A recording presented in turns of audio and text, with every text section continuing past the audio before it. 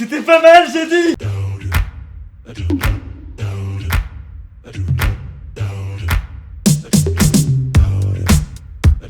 Bonjour à tous. Nous sommes sur une vidéo de Shake Show dans son temps et nous allons parler cette fois-ci du Ramos Gin Fizz. Donc là, ce qu'on va vous présenter, c'est le Komasa Gin, hein, qui nous a été offert par Whisky du Monde, encore une fois. Donc c'est un gin japonais. Hein. La différence qu'il va y avoir, c'est que c'est un gin fait à base de riz. Donc c'est une distillation de riz où derrière c'est aromatisé, donc infusé avec toujours des baies de genièvre et d'autres botaniques. Et notamment de la mandarine. C'est une mandarine assez particulière qui pousse au pied des volcans en fait là-bas. C'est une mandarine plate en fait. C'est une petite mandarine qui pousse au pied des volcans. On va avoir besoin, comme vous le savez, du gin. On a besoin de crème. Crème liquide, hein. Nous on a pris une 30% de matière grasse à peu près. Normalement c'est du blanc d'œuf. Nous on va faire cocktail vegan. On va prendre de l'aquafaba. On a besoin du citron jaune. Et on a remplacé un sirop de sucre normal par un petit sirop de mandarin pour faire le petit rappel de mandarine, pardon. Pour faire le rappel par rapport au gin. Et des petites gouttes de fleurs d'oranger. Je connaissais pas ce cocktail de base, c'est quoi sa spécificité? Alors le Ramos Gin Fizz a été créé par Henri C. Ramos, donc un bartender qui a créé ça en 1888. C'est vrai qu'il vient pas de Ramos quoi. Hein? Manhattan. Bon, c'est parti. Allez, t'es parti. On va commencer par ouvrir ça. À chaque fois qu'on va se munir de notre shaker, hein, on va commencer par notre sucre. Donc le sirop de mandarine. La sucrosité. Hashtag sucrosité. Pour ce sucre, on va mettre 1,5 centilitres. Donc 1,5 centilitres de sirop de mandarine. Exactement. Mandarine plate. Ensuite, part de sucrosité. Part d'acidité. Donc comme la dernière fois, on va le presser dans le jigger pour être assez précis. Voilà, on est sur du citron jaune. Exactement. Parce qu'il libère un petit peu moins d'amertume. Non, rien à voir. Okay. J'aurais essayé. Donc là, dans le jigger, comme on vous a dit, donc 3 centilitres. Moi j'ai un truc de 2,5, donc j'en rajoute un petit peu plus. Donc 3 centilitres, il va même me couper mon citron. Vous allez voir. Tiens. Voilà. Une fois qu'on a ajouté le tout, on va ajouter notre émulsifiant. Donc là, à base de protéines végétales.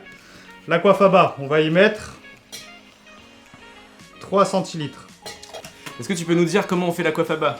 L'aquafaba, c'est très simple, on n'a pas besoin de le faire nous-mêmes de toute façon. Donc tu prends un pot de pois chiches, et c'est le liquide que tu as dans le pot de pois chiches tout simplement. Et si jamais tu veux en faire plus, tu gardes cette eau-là, tu mets le pois chiche, tu rajoutes une petite part d'eau en plus, et tu laisses réduire pendant 15-20 minutes, et ça te fait un truc un peu plus boosté en protéines. Donc on est sur 3 centilitres? C'est ça. Encore. 3 c'est à fond. Après avoir ajouté tout ça, on va ajouter notre crème liquide. Comme pour l'aquafaba, on est sur du 3 centilitres également. Donc pour faire une crème liquide, vous prenez une vache.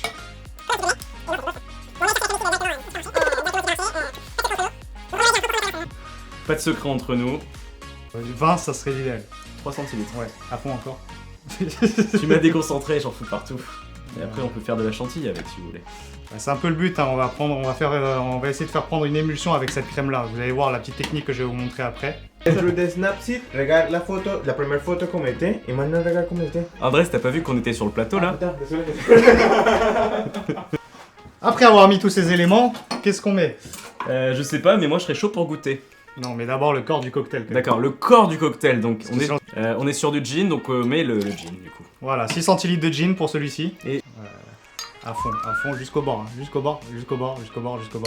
Voilà. La petite technique, je vous disais, parce que normalement, pour faire monter cette émulsion-là, l'idéal, c'est d'utiliser un blender ou un batteur. Si vous en avez pas, vous faites ce principe-là hein, de superposition de shaker avec la glace pour amener du froid à tout ce mélange.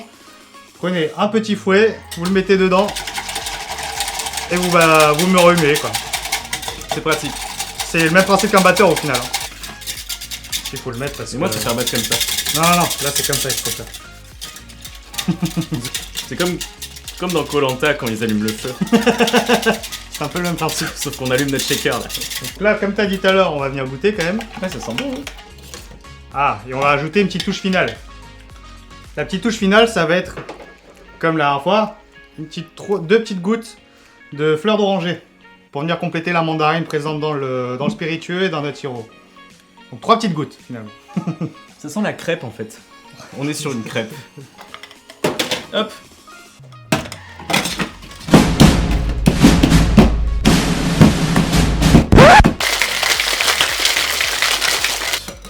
on double le filtre dans le verre.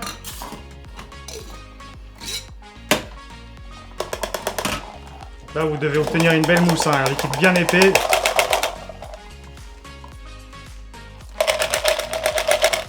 Faut être vachement délicat. On a cleané un peu le plan de travail, on vous montre ce que ça donne. Alors, tiens. Qu'est-ce qu'on va devoir faire en fait pour faire Là, monter vous munissez de votre eau gazeuse, hein, Perrier, Badois, peu importe. Et vous venez verser votre eau gazeuse tout doucement dans le verre. Donc on est clairement sur un blanc en neige là. Moi ça va pas être la même. Moi je vais me chier. Top, top, top, top, top, top, top. Mais ma mousse elle est moins haute que la tienne. Encore un peu.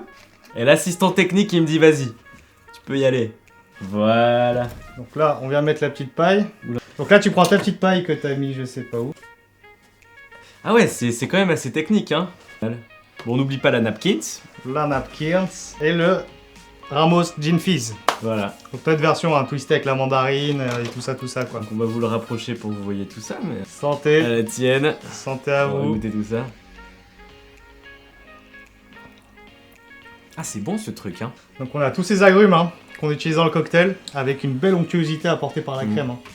On a ce goût de la mandarine qui arrive...